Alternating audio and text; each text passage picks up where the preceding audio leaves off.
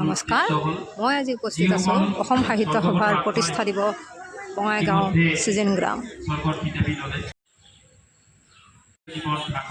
আজি ইয়াতে সাহিত্য সভাৰ সভাপতি সূৰ্যকান্ত হাজৰিকা দেৱ ডাঙৰীয়া আহিছে।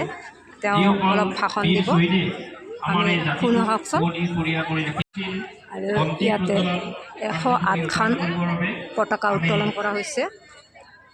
আমাৰ প্ৰাক্তন বিধায়ক, আমাৰ জাতীয় জীৱনৰ গৌৰৱ দেখুৱাই দিছোঁ সকলোখিনি ক'বলৈ বহন কৰি এই জাতিক সমন্বয় সম্প্ৰীতি মাজেৰে আগবঢ়াই লৈ গৈছে। চিৰ চেনেহী মোৰ, চিৰ চেনেহী মোৰ অসম সাহিত্য সভা, অসম সভা, অসম সাহিত্য সভা, বঙাইগাঁও জিলা সাহিত্য সভা, বঙাইগাঁও জিলা সাহিত্য সভা, বঙাইগাঁও জিলা সাহিত্য সভা, সৃজনগ্ৰাম শাখা সাহিত্য সভা, সৃজনগ্ৰাম শাখা সাহিত্য সভা, সৃজনগ্ৰাম শাখা সাহিত্য সভা, অসম সাহিত্য সভাৰ 108 কেন্দ্ৰীয় প্ৰতিষ্ঠা, অসম সাহিত্য সভাৰ 108 সংখ্যক কেন্দ্ৰীয় প্ৰতিষ্ঠা দিৱস, অসম সাহিত্য সভাৰ 108 সংখ্যক কেন্দ্ৰীয় প্ৰতিষ্ঠা দিৱস। আমাৰ অসম সাহিত্য সভাৰ এই পতাকা উত্তোলন কাৰ্যসূচী ইমান সামৰিছে। ইয়াৰ পিছত আমাৰ দুটা কাৰ্যসূচী আছে। এটা আমাৰ স্মৃতি দৰ্পণ কাৰ্যসূচী। আমি আটাইকে স্মৃতি দৰ্পণ বেদীৰ সন্মুখলৈ যাবলৈ অনুৰোধ জনাইছোঁ। অসম সাহিত্য সভাৰ পৰম্পৰা অনুযায়ী পতাকা উত্তোলনৰ পিছতে স্মৃতি দৰ্পণ কাৰ্যসূচী ৰূপায়ণ কৰিব লাগে। ইয়াৰ পিছতে আমি ঘোষণা কৰিছোঁ যে আজিৰ এই দিন 27 ডিচেম্বৰ দিনটো আজি এই অবিভক্ত গোৱালপাৰা অঞ্চলৰ স্মাৰক জাতীয় জীৱনৰ গৌৰৱ, যিগৰাকী এই ৰত্নপীঠক বিশ্বৰ চকুলৈ লৈ গৈছিল, সেইগৰাকী গোৱালপৰীয়া লোকগীতৰ সম্ৰাজ্ঞী পদ্মশ্ৰী প্ৰতিভা বৰুৱা মহোদয়াৰ আজি স্মৃতি। গতিকে আমি অসম সাহিত্য সভাৰ তেখেতলৈও শ্ৰদ্ধাঞ্জলি জ্ঞাপন কৰিম। এই দুইটা কাৰ্যসূচীতে আমি আটাইকে অংশগ্ৰহণ কৰিবৰ বাবে একান্তভাৱে অনুৰোধ জনাইছোঁ। ধন্যবাদ। ইমান ধুনীয়াকৈ সাহিত্য সভাত গোটেই ৰাইজ গোট খাইছে। আমি অসম সাহিত্য সভাৰ তৰফৰ পৰা সমিতিৰ শ্ৰদ্ধাঞ্জলি নিবেদন কৰিবৰ কাৰণে অনুৰোধ জনাইছোঁ আদৰণীয় সমিতিৰ সভাপতি দীপেন ৰায় মহোদয়ক। গতিকে এই শ্ৰদ্ধাঞ্জলি অনুষ্ঠান এইযোৰা কাৰ্যসূচীৰে শ্ৰদ্ধাঞ্জলি অনুষ্ঠান আৰম্ভ হৈছে। অনুৰোধ জনাইছোঁ। আৰু এই মুহূৰ্তত আমাৰ জাতীয়তাবাদী নেতা দীপেন ৰায় মহোদয়ক তেখেতৰ সমূহ সভাপতি হাজৰিকা দেৱক 108 বছৰ হৈ গ'ল সাহিত্য সভা চিজনৰ ইয়াতে প্ৰতিষ্ঠা দিৱস হৈ আছে।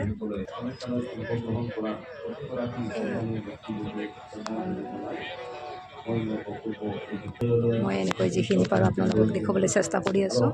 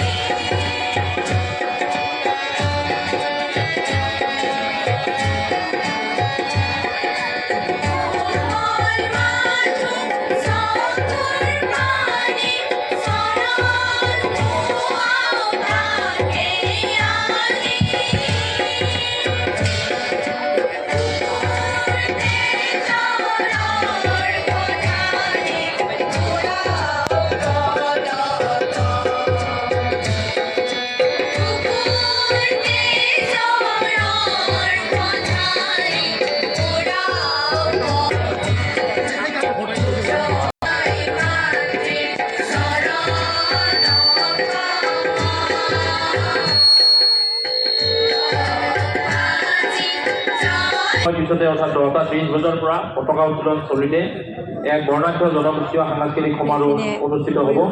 যি সমাৰোহ উদ্বোধন কৰিব অসমৰ বিশিষ্ট কণ্ঠশিল্পী শ্ৰীযুত বিদ্যাসাগৰ দাসদেৱে।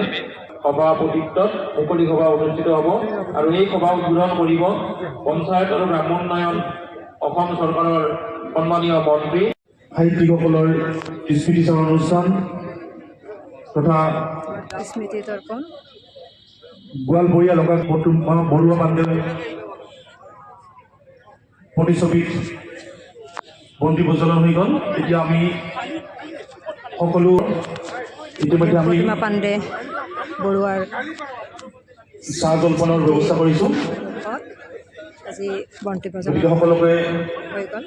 আমি আদৰণি সমিতিৰ ফালৰ পৰা আসন গ্ৰহণ কৰিবলৈ অনুৰোধ জনাইছোঁ। বিচাৰকৰ নিচুকনি বঁটা লাভ কৰিছে জনদীপ ভণ্টিবিলাকে চাহ প্ৰশংসা পত্ৰসমূহ আমি চাহ ল'বলৈ অনুৰোধ জনাইছোঁ আৰু সকলো প্ৰতিযোগীক আমি কিছু পিছতে চাহটো খাই লওঁ। পতাকা উত্তোলনস্থলীত কি পিঠা? জনগোষ্ঠীয় টোপোলা পিঠা। টোপোলা পিঠা, এই টোপোলা পিঠাৰে আৰু এই লোকনৃত্য সমাৰোহ দিব অনুষ্ঠানৰ পিছত আৰু লগতে লাৰু 1:30 দিছে। বজাৰ পৰাই মঞ্চত এইটো মুকলি সভা আৰু গ্ৰন্থ আলোচনী সভা শুকান লাৰু, এইটো অনুষ্ঠিত শুকান হ'ব। লাৰু দিছে। গতিকে এই মুহূৰ্তত শুকান লাৰু আমি দিছে। আন এটি কাৰ্যসূচী ৰূপায়ণ কৰিব এই মঞ্চলৈ আজৰি আনিবৰ বাবে অনুৰোধ জনাইছোঁ। এয়া পিঠা দে আমাৰ গাঁৱৰ টোপোলা পিঠা। খাই কেনেকুৱা লাগিছে? আমি মৰ্ণিং সৃজনগ্ৰাম নামৰ এই গ্ৰন্থখন এই মুহূৰ্তত আমি উন্মোচন কৰিম। গতিকে বঙাইগাঁও জিলা অধিবিদ্যা পৰিষদৰ পিঠাটো খাই বহুত ভাল লাগিছে। গতিকে ইয়াতে গাঁও অঞ্চলত টোপোলা পিঠা খাবলৈ পায়ে। গতিকে এইখন চিৰিংৰাম হ'লেও এইখিনি ঠাইখিনি হ'ল বৰঘোলা, এইখিনি বৰঘোলা বুলি কয়। আৰু এই আইতাখিনি ইমান ধুনীয়াকৈ আহিছে ইয়াতে নাম গাবৰ কাৰণে। আপোনালোকে কি নাম গাব? নামটো গাম আমি কি সেই শনি মন্দিৰত যাব লাগিছিল নেকি? আহিছে এখন গোটেইখিনি আহিছে। আহিছে আলহী যিখিনি আছিল আলহী ৰাতিপুৱা 8:30 আহি গৈছে। নাম গাব এতিয়া। 3 নং খামৰপাৰা চিঙাগ্ৰামৰে আমি 3 নং খামৰপাৰা ইয়াৰ পৰা আইতাসকলে নাম গাব। চাহ যোগাৰ কৰিছে। আপোনালোকে আমাৰ অনুৰোধ ৰক্ষা কৰি ইতিমধ্যে আমাৰ মাজত তেওঁলোকৰ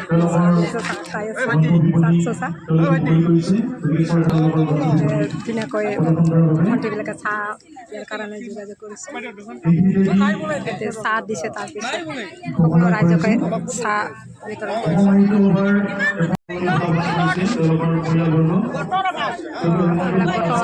বাইদেউবিলাকো ধুনীয়াকৈ কি কৰি আছে, দোকান দি আছে। ইয়াতে গোটৰ পৰা প্ৰদৰ্শনী নিছে কাপোৰৰ। এইখন গোটৰ পৰা আগবদেৱী ব্ৰহ্ম শালমৰা পৰা আহিছে।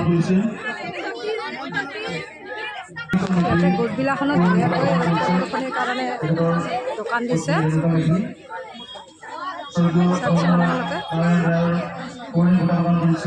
গতিকে আমি সমূহ ৰাইজক খন্তেক পিছতে আমি জনগোষ্ঠীয় সমাৰোহ আমি মুকলি কৰিম। বহুত এনেকৈ শিল্পীবিলাক আহি আছে, জনগোষ্ঠীৰ শিল্পী দল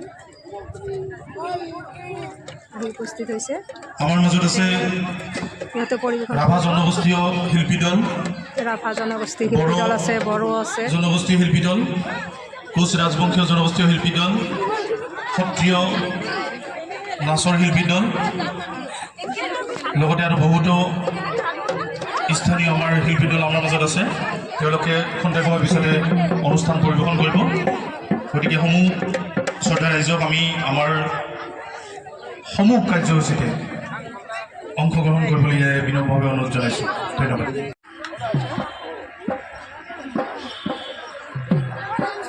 এনেকৈ বিহু দল আহিছে, বিহু দলৰ লৰাবিলাকে বিহু পৰিৱেশন কৰিব।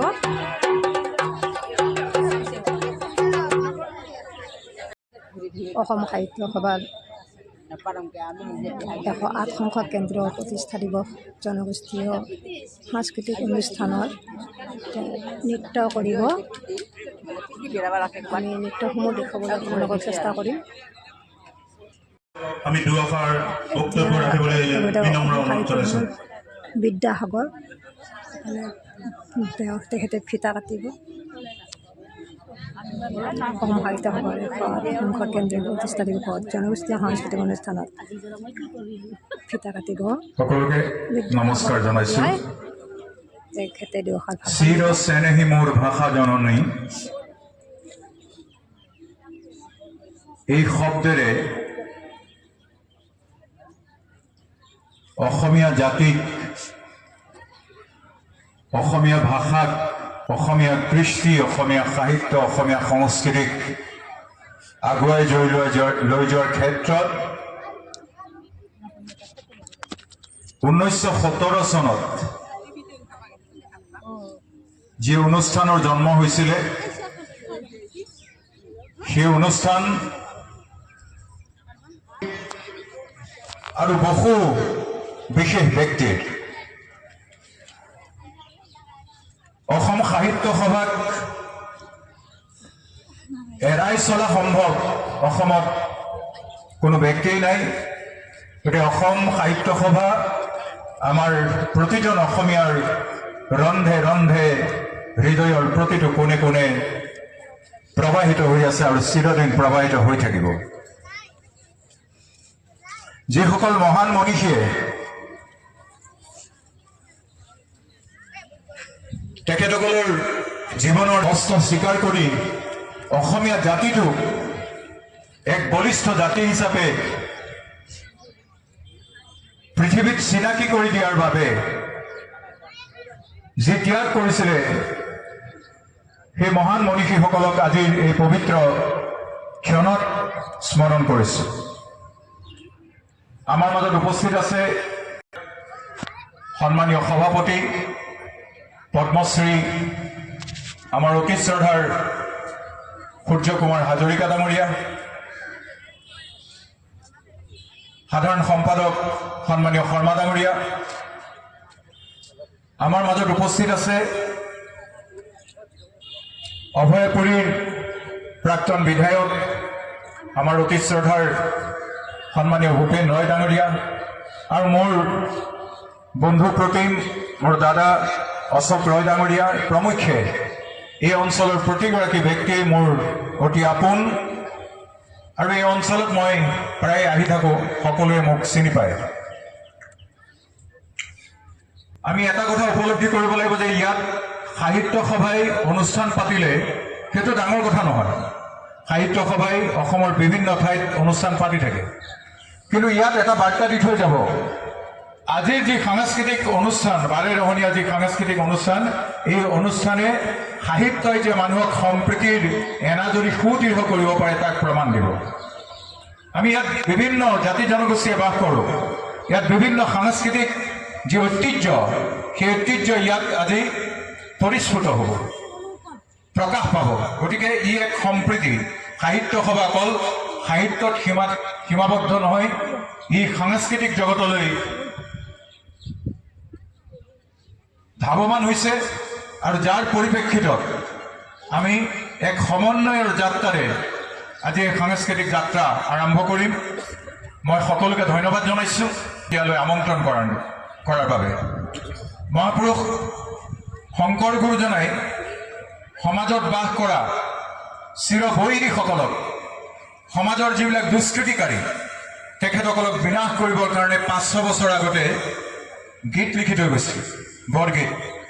বৰগীতত তেখেতে প্ৰকাশ কৰিছে ৰাৱণক দুষ্কৃতিৰ প্ৰতীক হিচাপে আৰু ৰামক শান্তিৰ প্ৰতীক হিচাপে প্ৰতিষ্ঠা কৰিছে। আমি ৰামৰ আদৰ্শেৰে সমাজখনক শান্তিৰ দিশেৰে লৈ যাবলৈ প্ৰয়াস কৰিছোঁ, আৰু অসম সাহিত্য সভাই তাকে কৰিছে। আৰু মহাপুৰুষজনাৰ যি এই মহান গীত, এই গীত থাকি অকণমান গুণগুণাই আজিৰ এই কাৰ্যসূচী মই আনুষ্ঠানিকভাৱে উদ্বোধন কৰিছোঁ বুলি ঘোষণা কৰিম।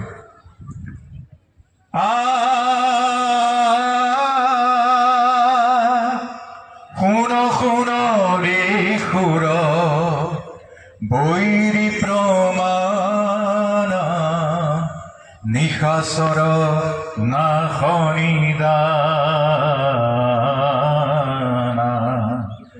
ৰাম নাম যম সমৰক সাজিয়ে সমদলে কয়লি পয়ানা খাত প্ৰকট পতু কৌতি কৌতি কপি গিৰি গৰ গৰ পদ ধাৱে আধাত প্ৰকট পতু কৌতি কৌতি কপি গিৰি গৰ গৰ পদ ধাৱে বাৰিধি তীৰ তৰি কৰে গুৰুতৰ গিৰি ধৰি ধৰি সমৰক ধাৱে। শেষত গুৰুজনে লিখিছে অন্ধ মুগুধ দশ কন্দ পাপ বুধ জানকী কক্ষিৰত চৰাই ৰঘুপতি পদবৰ ধৰ ৰজনীশ্বৰ শংকৰ কতো পাই। 500 বছৰ আগতে অন্ধ মুগুধ দশ কন্দ পাপ বুধ বুলি কাক গালি পাৰিছে? ৰাৱণক, জ্ঞানী ৰাৱণক মহাপুৰুষ শংকৰ গুৰুজনাই কিয় গালি পাৰিছে? জানকীক ক্ষীৰত চৰাই। অন্ধ মুগুধ দশ কন্দ পাপ বুধ জানকীক ক্ষীৰত চৰাই। আমাৰ মহিলাসকলক বা নাৰীক যি অপমান কৰিছে ৰাৱণে, সেই অপমান কৰা কাৰ্যক মুগুধ বুলি গালি পাৰিছে। সাংস্কৃতিক শোভাযাত্ৰা আনুষ্ঠানিকভাৱে উদ্বোধন কৰিছোঁ বুলি ঘোষণা কৰিছোঁ। ধন্যবাদ। এইখিনিয়ে বিদ্যাসাগৰ ডাঙৰীয়াই আমি আমাৰ ভাষণ জাতীয় জীৱনৰ অসম সাহিত্য সভাৰ 108 সংখ্যক কেন্দ্ৰীয় প্ৰতিষ্ঠা দিৱসত উপস্থিত থকা ডক্টৰ সূৰ্যকান্ত শইকীয়া ডাঙৰীয়া আৰু বিদ্যাসাগৰ তেখেতসকলক এবাৰ দেখুৱাই গৈছোঁ।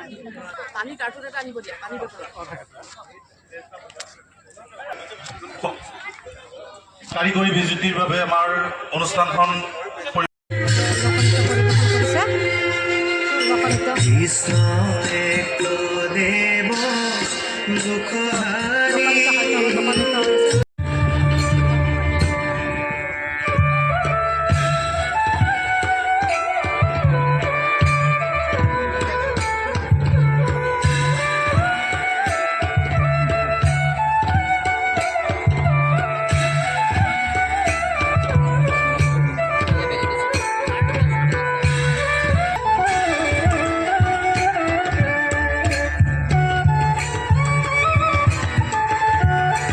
এবাৰ দেখুৱাই দিছোঁ বিহু।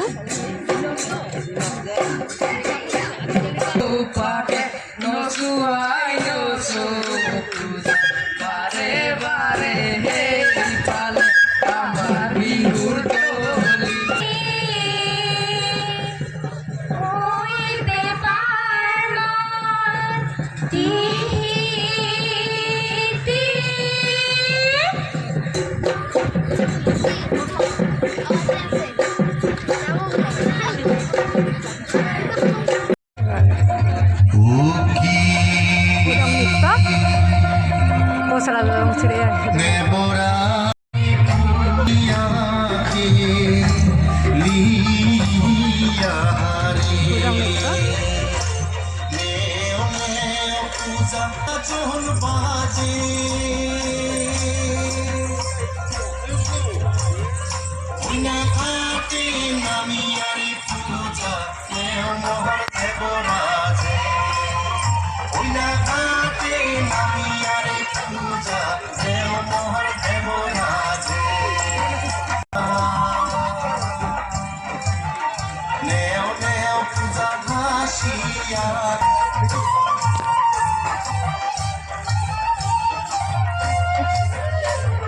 এতিয়া এইটো ৰাভা নৃত্য পৰিৱেশন কৰিব।